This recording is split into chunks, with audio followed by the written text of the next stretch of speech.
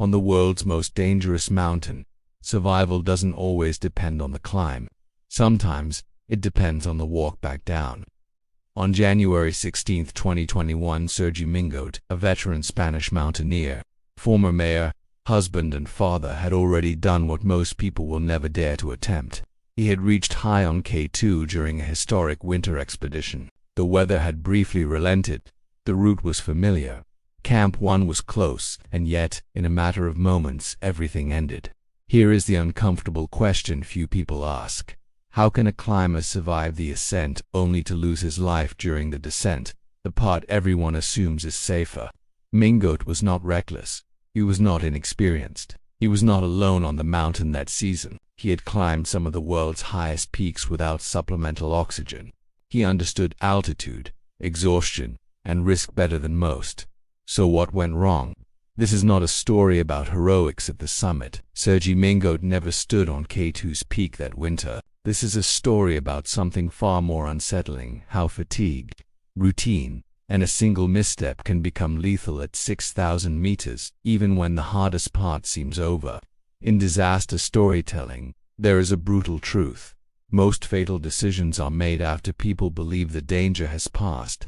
As you listen, notice how quietly this story unfolds. No storm screaming across the ridge, no dramatic collapse at the top. Just a descent, a familiar rope, a body pushed beyond its limits, and a mountain that does not forgive assumptions.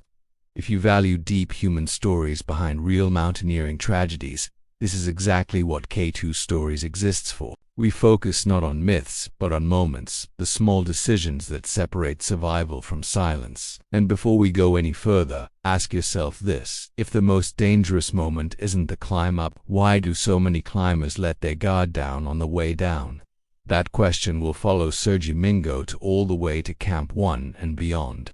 To understand how Sergi Mingote ended up falling to his death on January 16, 2021, we need to rewind not to the moment of the fall, but to the mindset that precedes it. Winter on K2 is not a single challenge.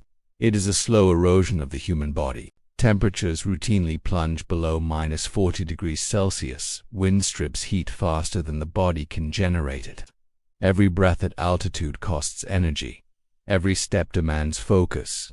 Over time, exhaustion doesn't arrive as panic, it arrives as confidence drained away so gradually that climbers barely notice it happening. Sergi Mingote was part of a multinational winter expedition attempting something no one had ever achieved before.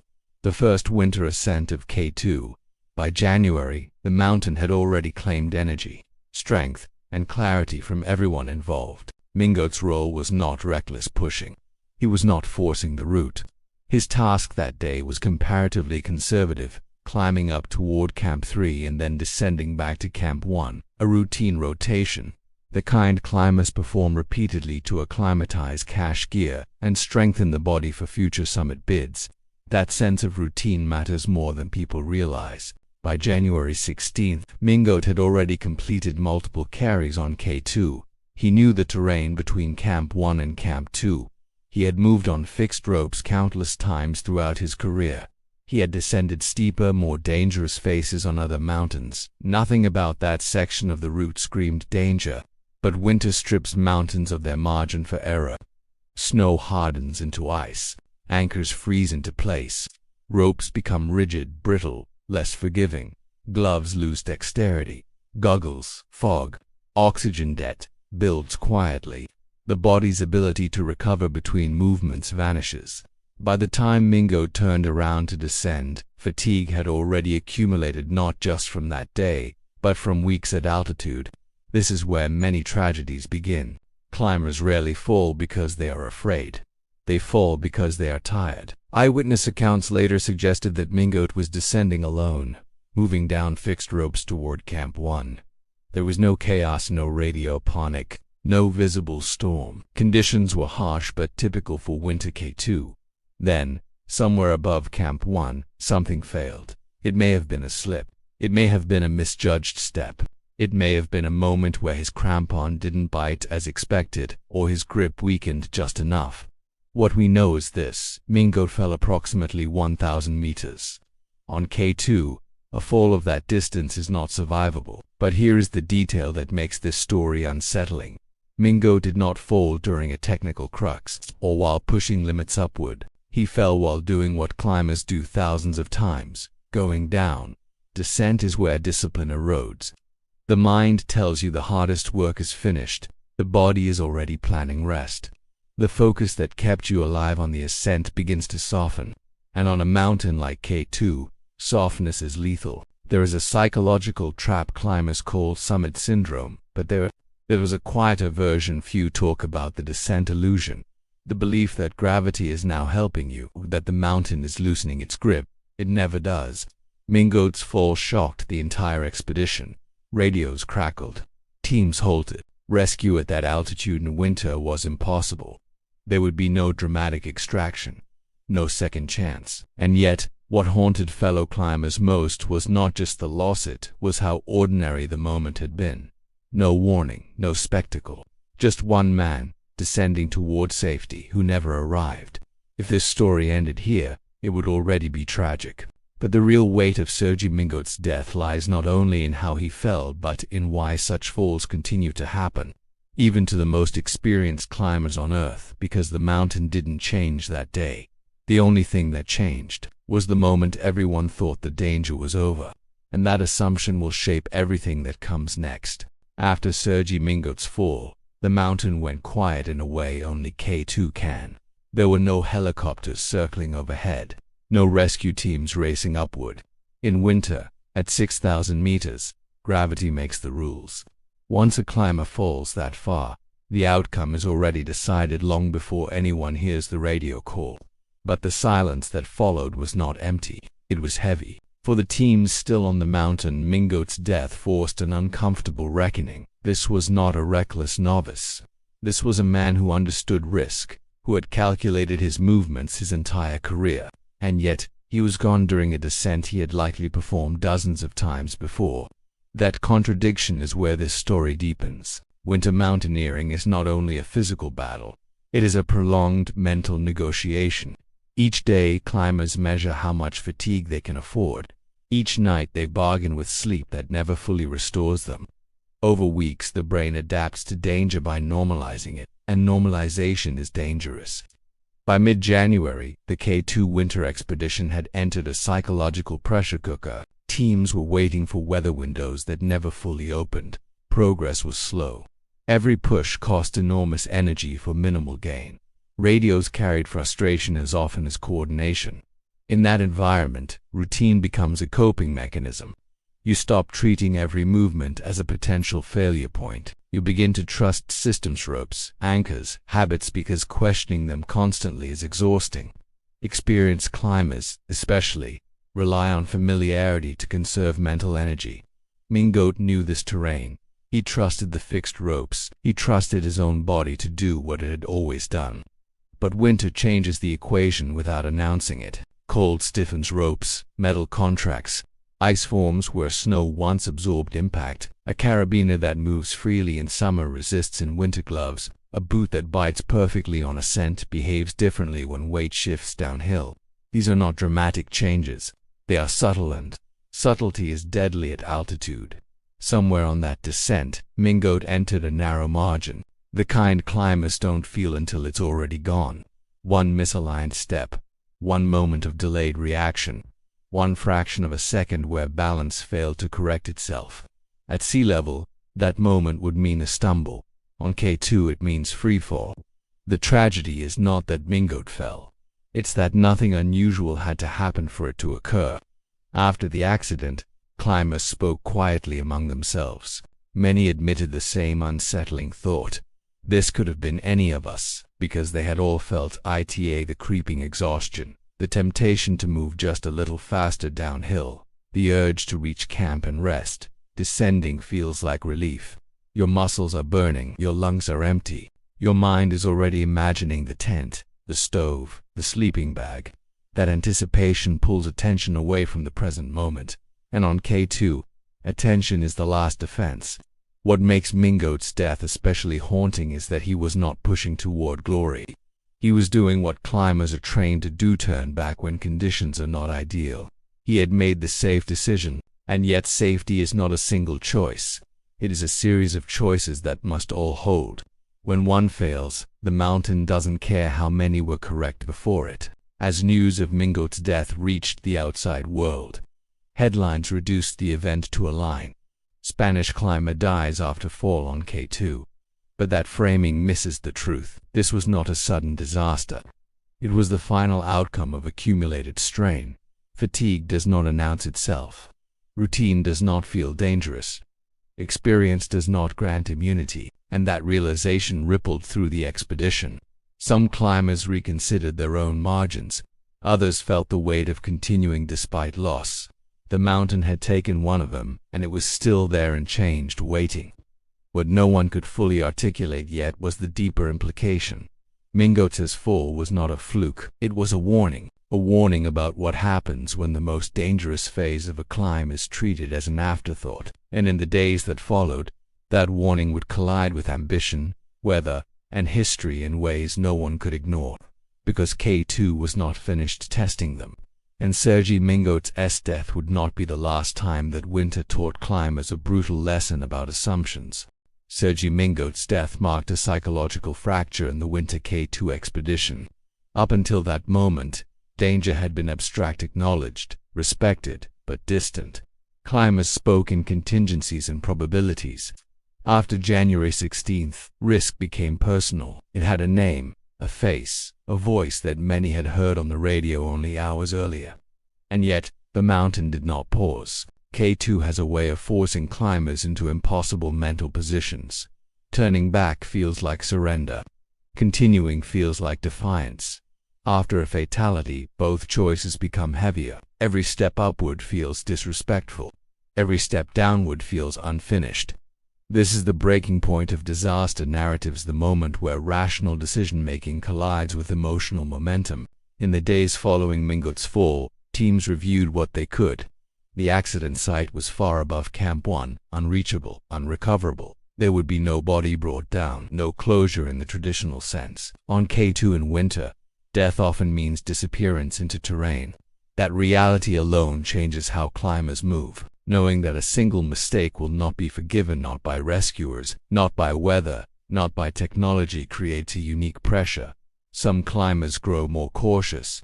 Others become hyper-focused. A few push harder, driven by the unspoken need to justify the risk already taken. Mingote's absence was felt most acutely during descent. Every fixed rope now carried a question mark. Every anchor was inspected longer. Every step downhill demanded renewed attention. The illusion of safety had been shattered, but awareness does not erase fatigue. In fact, heightened vigilance consumes even more energy. This is the paradox of high-altitude tragedy. After an accident, climbers become mentally sharper but physically weaker. The brain is alert, the body is depleted, and that imbalance creates its own danger. Winter conditions continued to punish the route. Wind scoured exposed sections down to blue ice. Temperatures dropped further. Progress upward was slow and costly. Each rotation required immense effort for marginal gains. The expedition was no longer just fighting the mountain, it was fighting time. As days passed, Mingote's death stopped being spoken about directly. Not out of disrespect, but out of necessity. To function, climbers compartmentalize loss. They focus on logistics, forecasts, rope fixing. Grief is postponed because survival demands attention elsewhere. But postponed grief has consequences. It surfaces in hesitation, in overconfidence, in decisions made with incomplete emotional clarity. This is where many disaster stories pivot, not with a single catastrophic event, but with a subtle shift in collective judgment. Some climbers began questioning whether the descent protocols were sufficient. Others quietly acknowledged how close they themselves had come to mistakes on similar terrain. The realization spread: descending in winter is not a formality, it is the final crux. Mingote's fall had exposed a blind spot in how even elite climbers frame risk. The ascent is planned obsessively. The summit is mythologized. The descent is assumed. That assumption had just killed one of them. The mountain, meanwhile, remained indifferent. Weather windows teased possibility but never comfort. Every forecast came with uncertainty. Every push upward carried the weight of those who would have to come back down again. And that is where the story reaches its true breaking point, because disaster does not always arrive as chaos. Sometimes it arrives as clarity too late. Climbers began to understand that what took Mingote was not a rare anomaly. It was the inevitable outcome of sustained exposure, cumulative fatigue, and a momentary lapse in a phase of the climb most people underestimate. This understanding did not make the mountain safer, it made it more honest. As one climber later reflected, the lesson was brutal in its simplicity. K2 doesn't kill you at your limit.